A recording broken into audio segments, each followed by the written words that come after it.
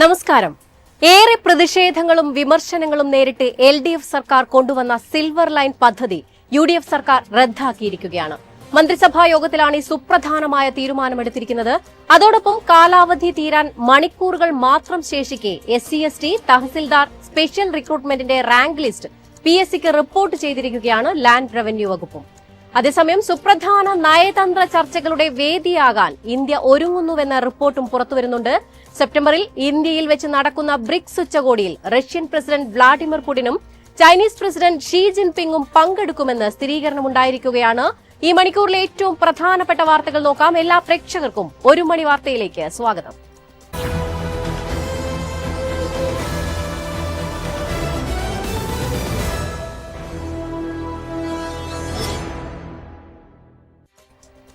LDF സർക്കാർ കൊണ്ടുവന്ന silver line പദ്ധതി UDF സർക്കാർ റദ്ദാക്കി.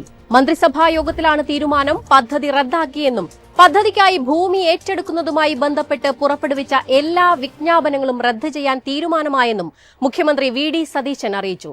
സിൽവർ ലൈൻ പദ്ധതി റദ്ദാക്കി ഉത്തരവിറക്കണമെന്നാവശ്യപ്പെട്ട് മുഖ്യമന്ത്രി സിൽവർ ലൈൻ വിരുദ്ധ സമരസമിതി നിവേദനം നൽകിയിരുന്നു. ഭൂമി ഏറ്റെടുക്കൽ വിജ്ഞാപനം റദ്ദാക്കണം, മഞ്ഞക്കുറ്റികൾ മാറ്റണം, കേസുകൾ റദ്ദാക്കണം, അറസ്റ്റിലായവർക്ക് നഷ്ടപരിഹാരം നൽകണമെന്നീ കാര്യങ്ങളായിരുന്നു സമരസമിതി നിവേദനത്തിലൂടെ ആവശ്യപ്പെട്ടത്. SC/ST തഹസിൽദാർ സ്പെഷ്യൽ റിക്രൂട്ട്മെന്റിന്റെ റാങ്ക് ലിസ്റ്റ് കാലാവധി തീരാൻ മണിക്കൂറുകൾ മാത്രം ശേഷിക്കെ ഒഴിവുകൾ PSCക്ക് റിപ്പോർട്ട് ചെയ്ത് ലാൻഡ് റവന്യൂ വകുപ്പ്. 27 ഒഴിവുകൾ അടിയന്തരമായി റിപ്പോർട്ട് ചെയ്യണമെന്ന കോടതി ഉത്തരവുണ്ടായിരുന്നു. ലാൻഡ് റവന്യൂ വകുപ്പിലെ സംവരണ അട്ടിമറി പരിഹരിക്കാൻ 2023 നിലവിൽ വന്ന സ്പെഷ്യൽ റിക്രൂട്ട്മെന്റ് റാങ്ക് ലിസ്റ്റിന്റെ കാലാവധി തീരുന്ന 16-ാം തീയതിക്ക് മുൻപ് 27 ഒഴിവുകൾ പ്രൊഫഷണലായി റിപ്പോർട്ട് ചെയ്യാനായിരുന്നു കേരള അഡ്മിനിസ്ട്രേറ്റീവ് ട്രിബ്യൂണൽ ഉത്തരവ്. എന്നാൽ അവസാന ദിവസം വരെ ഒഴിവുകൾ റിപ്പോർട്ട് ചെയ്യാൻ തയ്യാറാകാതിരുന്ന വകുപ്പും കമ്മീഷണറേറ്റും വാർത്തയ്ക്ക് പിന്നാലെ നടപടികൾ ആരംഭിച്ചു. 16-ാം തീയതി ഓഫീസ് സമയം കഴിഞ്ഞ് ജോലി ചെയ്ത ഉദ്യോഗസ്ഥർ രാത്രിയോടെ ഒഴിവുകൾ PSCക്ക് റിപ്പോർട്ട് ചെയ്തു. ലിസ്റ്റ് നിലവിൽ വന്ന് 3 വർഷമായിട്ടും ഇതുവരെ 6 പേർക്ക് മാത്രമാണ് നിയമനം ലഭിച്ചിരുന്നത്. സംസ്ഥാനത്ത് 600ഓളം തഹസിൽദാർമാർ ജോലി ചെയ്യുമ്പോഴും അർഹതപ്പെട്ട 10% സംവരണം പോലും SC/ST വിഭാഗങ്ങൾക്ക് നൽകിയിട്ടില്ലെന്ന ആക്ഷേപങ്ങൾക്കിടയിലാണ് കോടതി ഉത്തരവുണ്ടായിട്ടും റാങ്ക് ലിസ്റ്റ് അട്ടിമറിക്കപ്പെടുന്നുവെന്ന ആശങ്ക ഉയർന്നിരുന്നു. സുപ്രധാന നയതന്ത്ര ചർച്ചകളുടെ വേദിയാകാൻ ഇന്ത്യ. സെപ്റ്റംബറിൽ ഇന്ത്യയിൽ വെച്ച് നടക്കുന്ന ബ്രിക്സ് ഉച്ചകോടിയിൽ റഷ്യൻ പ്രസിഡന്റ് വ്ളാഡിമിർ പുടിനും ചൈനീസ് പ്രസിഡന്റ് ഷീ ജിൻപിങ്ങും പങ്കെടുക്കുമെന്ന് സ്ഥിരീകരിച്ചു. ഇരു നേതാക്കളുടെയും സാന്നിധ്യം ആഗോളതലത്തിൽ ഉറ്റുനോക്കപ്പെടുന്ന സുപ്രധാന നയതന്ത്ര ചർച്ചകൾക്ക് ഇന്ത്യയെ വേദിയാക്കുമെന്നാണ് പ്രതീക്ഷ. ഗൽവാൻ അതിർത്തി സംഘർഷത്തിന് ശേഷം ഇതാദ്യമായാണ് Chinese president Xi Jinping India സന്ദർശിക്കുന്നത്. ഉച്ചകോടിയിൽ ഇറാൻ, UAE തുടങ്ങിയ രാജ്യങ്ങളിലെ ഭരണ തലവന്മാരും പങ്കെടുത്തേക്കുമെന്നാണ് സൂചന. കടുത്ത വിസ നിയന്ത്രണങ്ങളുമായി തായ്ലൻഡ്. 60 ദിവസത്തെ വിസ രഹിത എൻട്രി നിർത്തലാക്കാൻ തീരുമാനം. ഇന്ത്യ ഉൾപ്പെടെയുള്ള 93 രാജ്യങ്ങളിൽ നിന്നുള്ള യാത്രക്കാരുടെ കാലാവധി 30 ദിവസമായി കുറയ്ക്കും. വിനോദസഞ്ചാരികളെ ആകർഷിക്കുന്നതിനായി രാജ്യം ഏർപ്പെടുത്തിയിരുന്ന വിസ നയങ്ങളാണ് തായ്ലൻഡ് സർക്കാർ പിൻവലിക്കുന്നത്. ബാങ്കോക്കിൽ ചേർന്ന തായ്ലൻഡ് മന്ത്രിസഭാ യോഗമാണ് ഈ സുപ്രധാന തീരുമാനത്തിന് അംഗീകാരം നൽകിയിരിക്കുന്നത്. വിദേശ പൌരന്മാർ ഉൾപ്പെടുന്ന കുറ്റകൃത്യങ്ങളും അനധികൃത തൊഴിൽ ചൂഷണങ്ങളും തടയുന്നതിന്റെ ഭാഗമായാണ് നടപടി. വിനോദസഞ്ചാരികൾക്കും തായ്ലൻഡുമായി ബന്ധപ്പെട്ട് ബിസിനസ് നടത്തുന്നവർക്കും തിരിച്ചടിയാകും. കോങ്കോയിലെ ഇബോള വ്യാപനത്തിൽ ആശങ്കയറിയിച്ച് ലോകാരോഗ്യ സംഘടന. രോഗവ്യാപനത്തിന്റെ വ്യാപ്തി അത്യധികം ആശങ്കപ്പെടുത്തുന്നതാണെന്ന് WHO ഡയറക്ടർ പറഞ്ഞു. ഇതിനകം 130-ലധികം മരണം റിപ്പോർട്ട് ചെയ്തെന്നും 100 കണക്കിന് ആളുകളെ രോഗം ബാധിച്ചെന്നും ജനീവയിൽ നടന്ന ലോകാരോഗ്യ അസംബ്ലിയിൽ സംസാരിക്കവേ അദ്ദേഹം പറഞ്ഞു. ഇബോളയുടെ അത്യപൂർവ വകഭേദമായ ബുൻഡിബിഗോയാണ് മധ്യ കിഴക്കൻ ആഫ്രിക്കയിലെ രോഗവ്യാപനത്തിന് പിന്നിൽ. ഇതുവരെയുള്ള കണക്കുകൾ അനുസരിച്ച് 516 പേരാണ് രോഗബാധിതരെന്ന് സംശയിക്കപ്പെടുന്നത്. ആരോഗ്യപ്രവർത്തകർ ഫീൽഡ് തല നിരീക്ഷണം, പരിശോധന തുടങ്ങിയവ നടത്തുന്നുണ്ടെന്നും രോഗീ നിരക്കുകൾ വരും ദിവസങ്ങളിൽ വീണ്ടും കൂടാനിടയുണ്ടെന്നും അദ്ദേഹം അറിയിച്ചു. മരുന്നുകളുടെ ഹോം ഡെലിവറി തടയണമെന്നാവശ്യപ്പെട്ട് all India organisation of chemist and druggist association രാജ്യവ്യാപക പണിമുടക്ക് തുടരുന്നു. രാജ്യവ്യാപക പണിമുടക്കിന്റെ ഭാഗമായി ഇന്ത്യയിലുടനീളമുള്ള 15 ലക്ഷത്തിലധികം കെമിസ്റ്റുകളും ഫാർമസിസ്റ്റുകളുമാണ് മെഡിക്കൽ സ്റ്റോറുകൾ അടച്ചിട്ടിരിക്കുന്നത്. എന്നാൽ ആശുപത്രികളുടെ മെഡിക്കൽ ഷോപ്പുകൾ പ്രവർത്തിക്കും.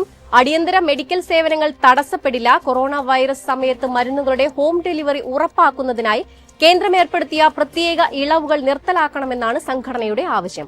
പകർച്ചവ്യാധി അവസാനിച്ച് വർഷങ്ങൾ കഴിഞ്ഞിട്ടും ഇളവുകൾ തുടരുകയാണെന്നും ഡോക്ടറുടെ കുറിപ്പില്ലാതെ തന്നെ വീട്ടുപടിക്കൽ മരുന്നുകൾ എത്തുകയാണെന്നും സംഘടന വിമർശിക്കുന്നു. വൻകിട ഓൺലൈൻ കമ്പനികൾ വാഗ്ദാനം ചെയ്യുന്ന കിഴിവുകൾ ചെറുകിട വ്യാപാരികൾക്ക് തിരിച്ചടിയാണ്. സംസ്ഥാനത്തെ സ്കൂളുകൾ ജൂൺ 1 തന്നെ തുറന്നു പ്രവർത്തിക്കുന്നതിനുള്ള വിപുലമായ തയ്യാറെടുപ്പുകൾ അവസാന ഘട്ടത്തിലാണെന്ന് മന്ത്രി എൻ ശംസുദ്ദീൻ. പുതിയ അധ്യയന വർഷം ഏറ്റവും മികച്ച രീതിയിൽ സ്വാഗതം ചെയ്യുന്നതിനായി വിദ്യാഭ്യാസ വകുപ്പിലെ ഉദ്യോഗസ്ഥരുടെ അടിയന്തര യോഗം വിളിച്ചു ചേർത്ത് നിർദ്ദേശങ്ങൾ നൽകിയിട്ടുണ്ട്. സ്കൂൾ പ്രവേശനോത്സവം ഉൾപ്പെടെയുള്ള മുന്നൊരുക്കങ്ങൾ സമയബന്ധിതമായി പൂർത്തിയാക്കാൻ യോഗത്തിൽ കർശന നിർദ്ദേശം നൽകിയിട്ടുണ്ടെന്നും മന്ത്രി അറിയിച്ചു. ജൂൺ 1 തന്നെ സ്കൂളുകൾ തുറക്കുമെന്ന് അറിയിച്ച മന്ത്രി കുട്ടികളെ സ്വീകരിക്കാൻ വിപുലമായ പ്രവേശനോത്സവം സംഘടിപ്പിക്കുമെന്നും അറിയിച്ചിട്ടുണ്ട്. സ്കൂളും പരിസരവും പൂർണ്ണമായും ശുചീകരിക്കുന്നതിനും കുട്ടികളുടെ സുരക്ഷ ഉറപ്പാക്കുന്നതിനും തദ്ദേശ സ്വയംഭരണ സ്ഥാപനങ്ങളുടെയും ജനപ്രതിനിധികളുടെയും PTA-യുടെയും സഹകരണത്തോടെ അടിയന്തര നടപടികൾ സ്വീകരിക്കുമെന്നും മന്ത്രി അറിയിച്ചു. ഒന്നാംഘട്ട പാഠപുസ്തകങ്ങളുടെ വിതരണം ഇതിനകം തന്നെ 80% പൂർത്തിയായിട്ടുണ്ട്. ശേഷിക്കുന്ന പുസ്തകങ്ങൾ മെയ് 31 കുട്ടികളിലേക്ക് എത്തിക്കാൻ നിർദ്ദേശം നൽകി. വിദ്യാലയ പരിസരങ്ങളിൽ ലഹരി വിരുദ്ധ പ്രവർത്തനങ്ങൾ കൂടുതൽ ശക്തമാക്കും. കുട്ടികളുടെ സുരക്ഷയ്ക്ക് തന്നെയാണ് മുൻഗണനയെന്നും മന്ത്രി അറിയിച്ചു.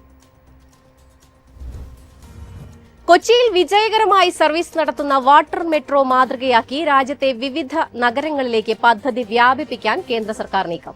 ഗുവാഹത്തി, ശ്രീനഗർ, പാറ്റ്ന, വാരാണസി, അയോധ്യ അടക്കം 18 നഗരങ്ങളിൽ വിവിധ ഘട്ടങ്ങളിലായി വാട്ടർ മെട്രോ പദ്ധതി നടപ്പിലാക്കാൻ കേന്ദ്രമന്ത്രി സർബാനന്ദ സോനോവാളിന്റെ അധ്യക്ഷതയിൽ ചേർന്ന ഉന്നതതല യോഗം തീരുമാനിച്ചു. ആദ്യഘട്ടത്തിൽ ഗുവാഹത്തി, ശ്രീനഗർ, പാറ്റ്ന, വാരാണസി, അയോധ്യ, പ്രയാഗ്രാജ് എന്നീ നഗരങ്ങളിലാണ് പദ്ധതി നടപ്പിലാക്കുക. രണ്ടാം ഘട്ടത്തിൽ അസമിലെ തേസ്പൂരിലും ദിബ്രുഗഡിലും പദ്ധതി നടപ്പിലാക്കും. കഴിഞ്ഞ വർഷം ഫെബ്രുവരിയിൽ പദ്ധതി നടപ്പിലാക്കുന്നതിന് മുന്നോടിയായി 18 നഗരങ്ങളിൽ സാധ്യതാ പഠനം നടത്താൻ inland waterways authority of India Kochi metro rail ലിമിറ്റഡിനെ ചുമതലപ്പെടുത്തിയിരുന്നു.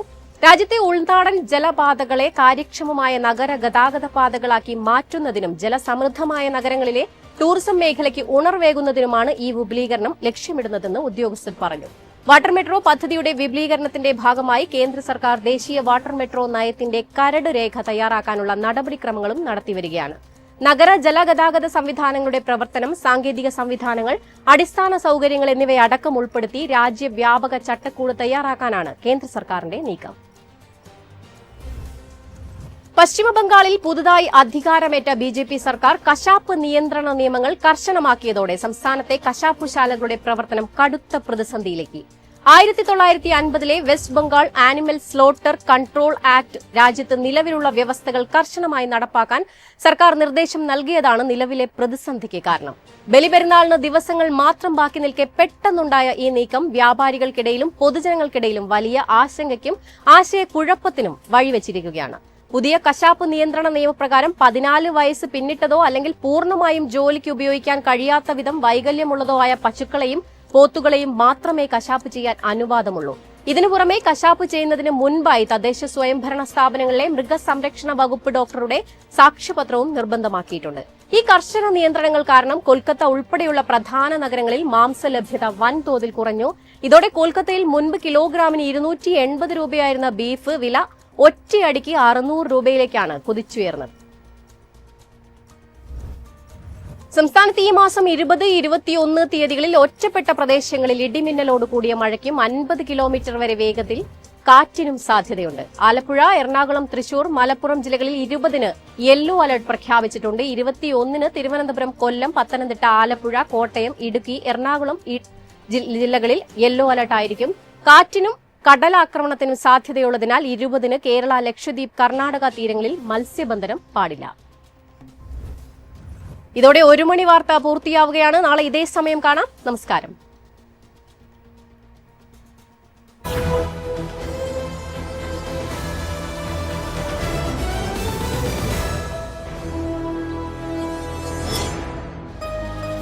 എളുപ്പത്തിൽ സമ്പാദ്യം വളർത്താം. ഇന്ന് തന്നെ മൈഫിൻ TV ആപ്പ് ഡൗൺലോഡ് ചെയ്യൂ.